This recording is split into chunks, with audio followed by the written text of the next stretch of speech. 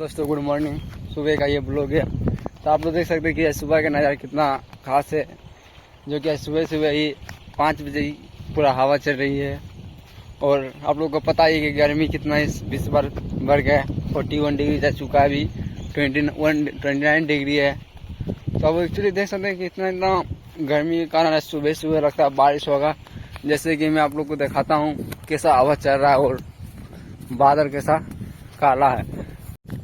आप लोग देख सकते हैं कि बादल की छाया हुआ पूरा ब्लैक है। कैसा लगता है कि बारिश होने का मौसम हो भी सकता है, तो बारिश हो जाएगा। देख चुके होंगे कि कैसा हवा चल रहा है। और इसी के लिए मैं सुबह सुबह खेत चला जाता हूँ, जा रहा हूँ कुछ सब्जी तोड़ने के लिए। तो मैं सब्जी तोड़ता हूँ, जा रहा हूँ। आप लोग भी बने रहिए वीडियो में।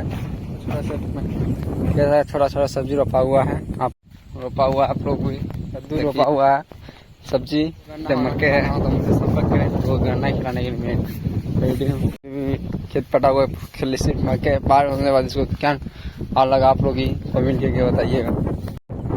आप लोग देख सकते हैं ये सब मूंग का खेत है, जो इधर से हरा भरा है और मूंग फूला हुआ है और फरा हुआ भी है।